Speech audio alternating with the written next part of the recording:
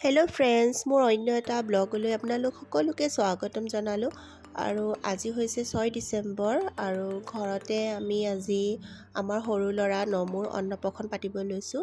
সেইকাৰণে মই এয়া পাচলিখিনি কাটিছোঁ, মানে ভাজিখিনি বনাই থওঁ বুলি ভাবিছোঁ। আৰু দালি আৰু মাংসখিনি বনাই থ'ম। বাকী মায়ে মাছ আৰু কণী মানে ডিম তৰকাৰী বনাই লৈ আহিব। আৰু এয়া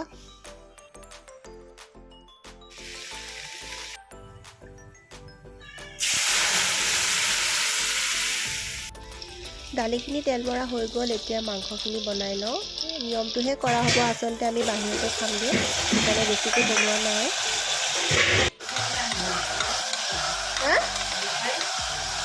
মিঠাই আনিব গৈছে।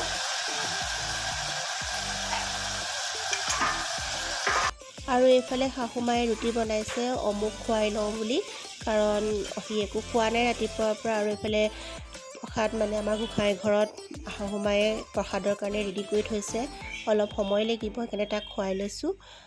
আৰু এইফালে সৰু ল'ৰা নমু ককাকৰ লগত খেলি আছে। ঘৰতে যিহেতু নামটো কৰিম আমি, অকণমানকৈ মানে পাঠ পঢ়িব, তাৰপাছতে প্ৰসাদ খাম।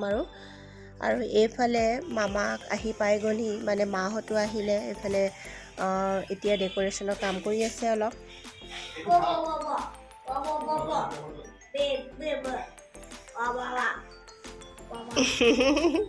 তুমি কি কৈছা এইটো লৈ?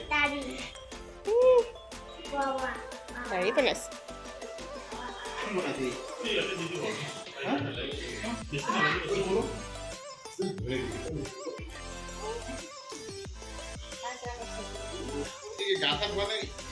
এতিয়া নমুক আমি বাহিৰতে অকণমান গাটো ধুৱাই দিলোঁ। আৰু এয়া আমি এতিয়া ৰেডি হৈ গ'লোঁ। এতিয়া অন্নপ্ৰসনৰ কামখিনি কৰিম।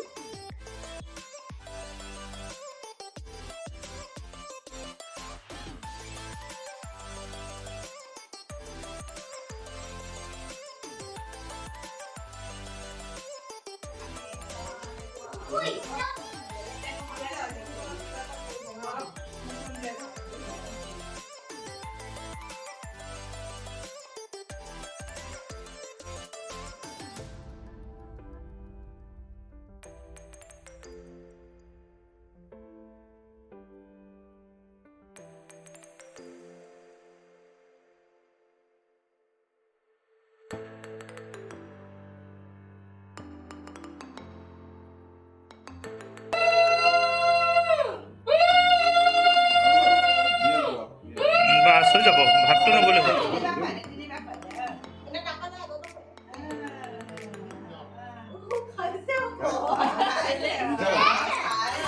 ভাতটো নাযায় যাতে হা মাইনা।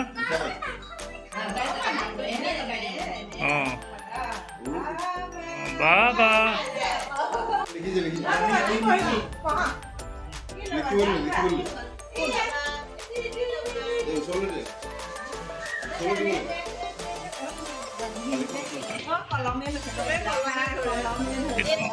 নহয়, মাতটো অলপ বন্ধ কৰোঁ, তেতিয়া সি দেখিব বস্তুবিলাক।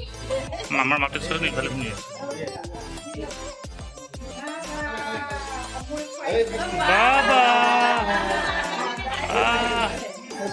ঠিকছে খাইছে সি দেখোন, দাদাই খোৱা দেখি।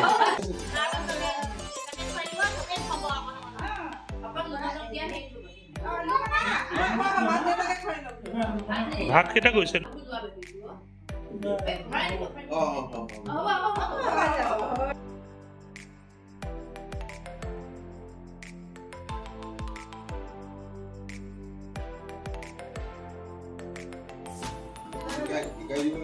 দি আছো দে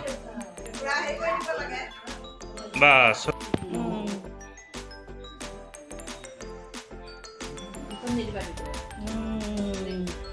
ককাই খুৱাই দিছে।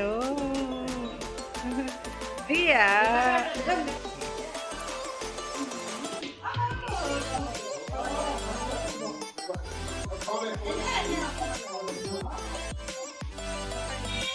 এতিয়া আমি সকলোখিনি ওলালোঁ বাহিৰতে, কিবা এটা মানে ভাত খাই আহোঁ বুলি। ঘৰত আৰু বনাই থকা নাই।